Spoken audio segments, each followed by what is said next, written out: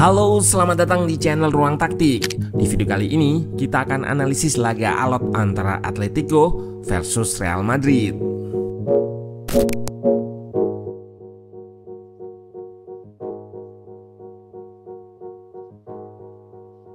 Derby Madrileno leg kedua di waktu normal dimenangkan oleh Atletico.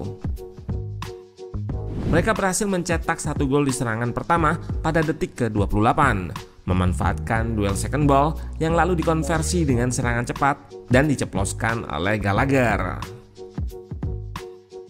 Gol kilat ini jelas mempermudah Diego Simeone untuk menjalankan taktik defense dan counternya, lantaran situasi jadi tidak tertinggal.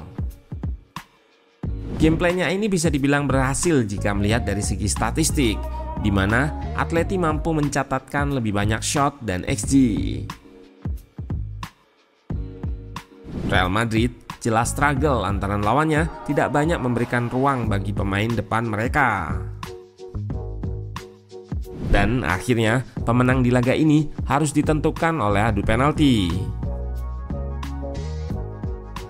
Drama juga terjadi ketika Julian Alvarez dinyatakan menendang dengan 2 kali sentuhan atau double touch. Ditambah Llorente juga gagal setelahnya sehingga Real Madrid tampil sebagai pemenang di Riyadh Air Metropolitano.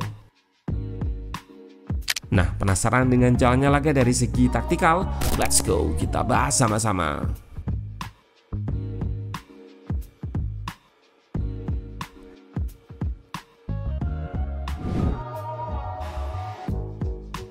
Sang tuan rumah Atleti turun dengan formasi 4-4-2. Kali ini Diego Simeone menurunkan Reinildo di pos fullback kiri menggantikan Javi Galán yang di leg pertama cukup keteteran menghadapi Rodrigo. Sementara sang juara bertahan El Real mengganti beberapa pemain dari leg pertama. Bellingham dan Modric starter menggantikan Brahim Diaz serta Camavinga. Di atas kertas, mereka start dengan formasi 4-2-3-1. Atletico memulai laga dengan agregat defisit 1 gol. Namun gol yang terjadi pada detik 28 sejak kick-off membuyarkan keunggulan agregat Real Madrid. Gol ini bermula dari long pass yang diikuti pergerakan pemain tengah Atleti ke depan guna memenangkan second ball. Terlihat hanya Tchouaméni gelandang yang berhadapan dengan mereka. Griezmann berhasil memotong bola dan Julian Alvarez melanjutkan serangan. Ia mengirimkan bola ke De Paul di sayap, Rudiger naik untuk menutupnya sehingga ruang terbuka. Merangsek lewat sayap, De Paul memberikan crossing ke tengah. Sebetulnya situasinya 1 versus 1 di kotak, namun crossing gagal diantisipasi dengan sempurna sehingga Gallagher mampu menghujamkan bola ke gawang Courtois. Game on.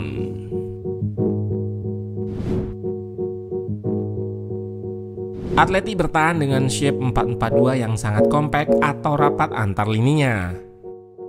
Kuncinya adalah bagaimana mereka bereaksi terhadap bola secara sistematis. Terlihat ketika bola digulirkan ke Mendy, Simeone segera melakukan press. Llorente juga bersiap menutup Vinicius dan De Paul marking Bellingham yang hendak expose half space. Di leg pertama, kelemahan mereka terlihat ketika terjadi switch atau perpindahan arah serangan. Di laga ini pun Madrid sudah mencoba, namun terlihat Vinicius langsung dikepung 4 pemain yang menandakan pertahanan Atleti sudah siap dengan bergeser ke arah switch tadi.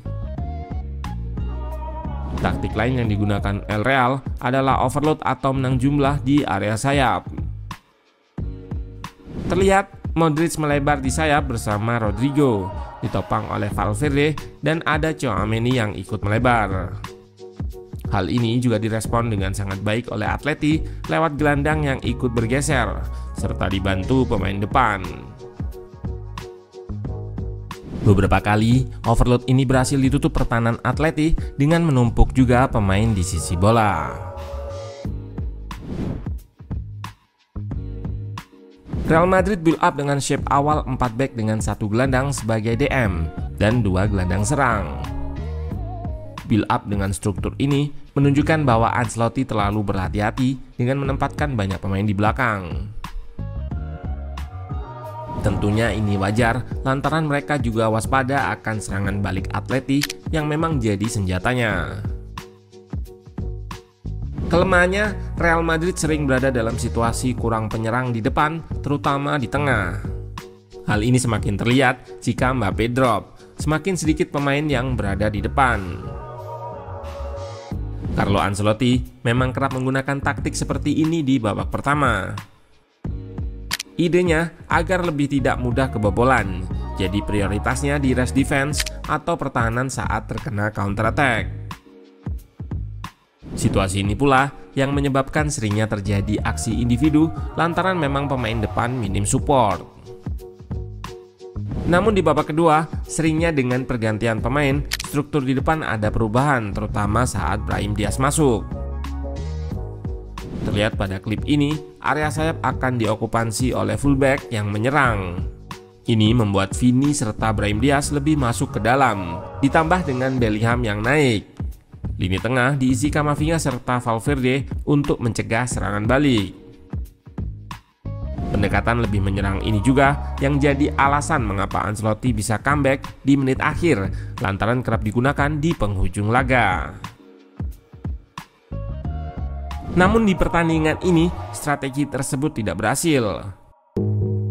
Madrid justru mendapat peluang dari situasi transisi yang diakhiri aksi individu Mbappe dilanggar oleh Longley. Sayang, kesempatan satu-satunya ini gagal dimaksimalkan oleh Vinicius dan pertandingan harus diselesaikan dengan babak tambahan. Di babak extra time ini tidak banyak peluang yang tercipta sehingga pertandingan harus diselesaikan lewat adu penalti. Pada babak adu penalti sebetulnya jarang sekali terjadi drama anulir gol.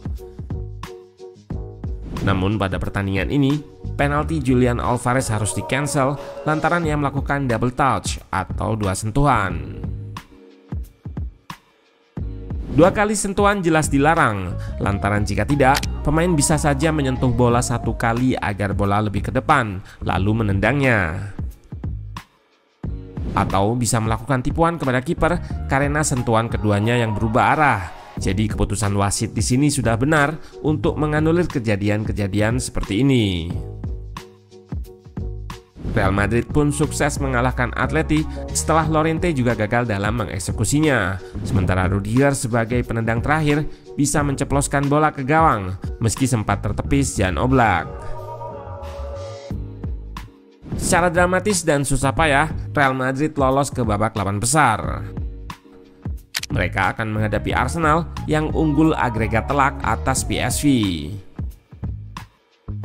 Karakter permainan jelas berbeda dengan Atleti, sehingga patut kita tunggu apa pendekatan game plan Ancelotti untuk match ini nanti.